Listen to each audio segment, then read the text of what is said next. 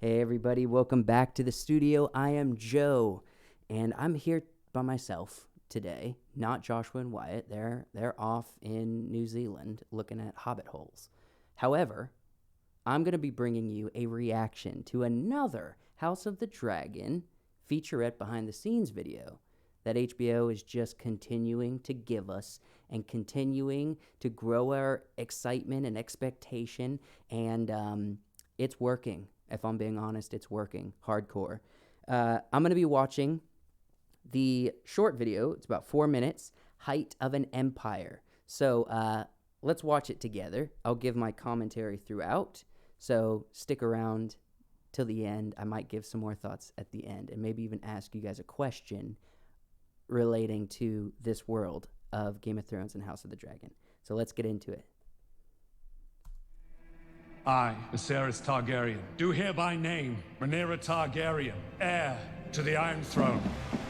Okay, so one thing I'm noticing, they're really giving us probably like the opener of the story where there's a conflict between the king not having any more sons, just a daughter, and he wants to give that kingship to his daughter to make her the queen, essentially. So I think this is probably going to be early on in the show. They keep giving us this narrative, informing us this is what's going on. This is what you're going to see probably at the top of the pilot. So let's keep watching.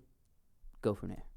The Targaryens are the sort of fascinating dynasty that we don't really know much about from the original books, because at that point they've all died out. It's more legend. It's more legend and hearsay. As Littlefinger says, stories we agree to tell each other over and over until we forget that it's a lie.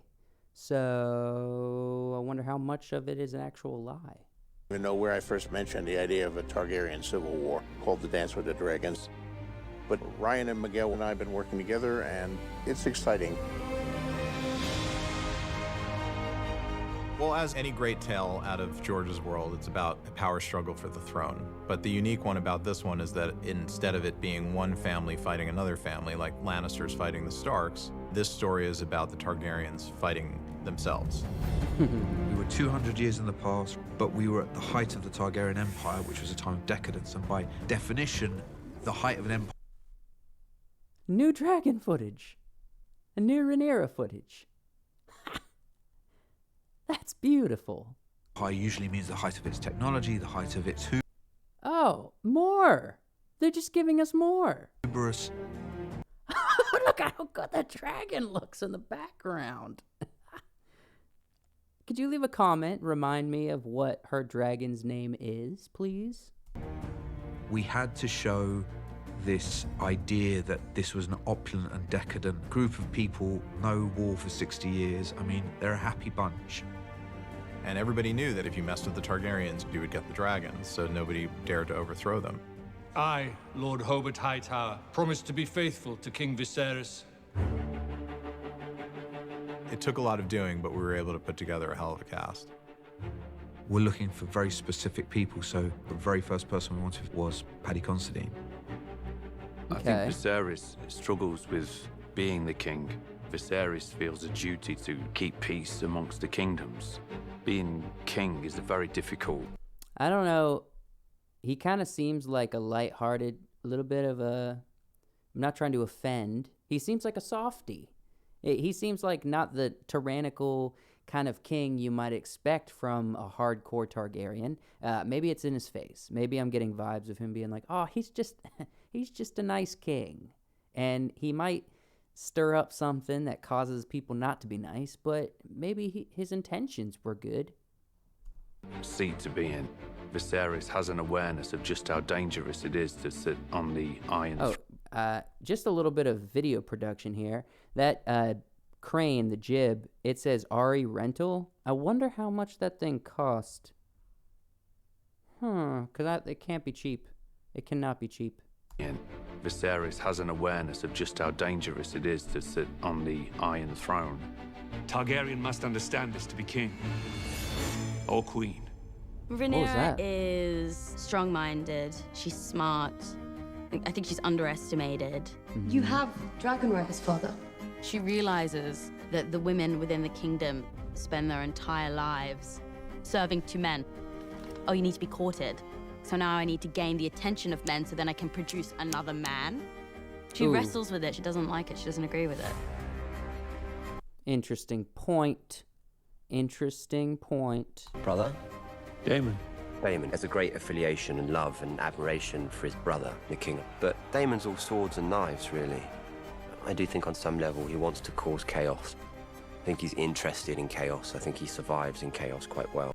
I heard somewhere that he's actually the first one who becomes a gold cloak, or I guess whatever you might call the leader of the gold cloaks. And he's the first one to actually put a physical gold cloak on. Could you tell me if that's correct? Am I correct in believing that? 3, 2, 1, action! He's got a quite clear moral compass. And you're either in it or you're out of it. Oh, look at that shot of King's Landing. I think that's King's Landing. Yeah, that's King's Landing. Named King's Landing because that's where Aegon the Conqueror, Aegon the Dragon, landed with his ships. And when he decided to begin the conquest of Westeros, and they built the Red Keep, which became the center of King's Landing and the place of the Targaryens and the Iron Throne. In the original books, George always described the throne as being made from thousands of swords. I wanted to make a hybrid version that was closer to something described in the original book. That's still. Because I remember I've seen fan art of the throne being super tall because it had so many swords, and I know everyone was like, oh, there. And even in the show, I think they're like, that's not even close to 1,000 swords that's on the throne. I love this kind of version where it's not exactly what we've maybe described, but it's filling up the stairs all around it. Still honored the throne from the original series. Ah, that's It's nice. a kind of a throne that says a statement. Look at my power. These are treasures of people I have killed or conquered. Cameras are running. When I walked into the throne room for the first time, there was a sort of moment that I had of like, oh wow, I'm on the Iron Throne. For me, it's really this particular period in Westeros. I want to be on the Iron Throne. Dang it. It was a time of high decadence and peace and prosperity. So you get to see what the realm looks like before it descends into the post-decadence of war that They're just heating up the eggs, I guess, to breed more. you see in the original series. Oh, new footage.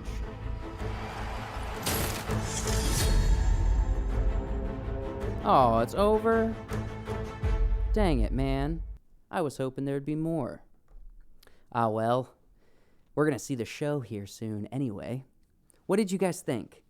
What did you think about, they're describing the throne room, describing the throne itself, describing a little bit of Martin's ideas about Westeros? Gosh dang it. I don't know what to say.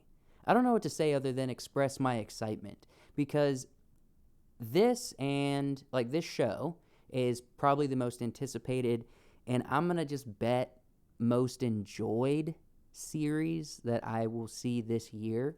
And then the film I'm most looking forward to is Avatar: The Way of Water. So this show and the film Avatar 2 is the things I'm looking forward to the most and have been anticipating and am expecting to enjoy the most for 2022. I'm curious to hear what you guys think about what you are anticipating, not just about the show, but maybe for the rest of the year. Now, as I promised, a Game of Thrones or House of the Dragon related question. If you had to serve in a either Game of Thrones or House of the Dragon military, which house would you serve under? So not being born into, but serving under which house? I'm curious to hear what you guys think and what your reasoning behind that is. If you like this video, hit the like button and please subscribe to the channel so you can see more reactions like this. I also recently just did a breakdown of, you know, the difference between Harfoots and hobbits for people who don't know the lore of the Lord of the Rings Middle-earth world. And so I give a very brief description. If you want to see a real extensive one, you should go to like Nerd of the Rings or a channel like that. But I like to give you little sample sizes so you have a basic understanding if you don't want to be like, lore dump. I just need a sampler. So I kind of know where we're going into, why in the Rings of Power Amazon show, why they're calling them Harfoots and not hobbits. I explain that. So if you like this kind of content, please subscribe to the channel. You'll see more of it, and you can watch all kinds of cool stuff and see everything we come out with as soon as we come out with it. I'm probably going to have a few more videos by myself, maybe. Joshua and Wyatt will be back next week.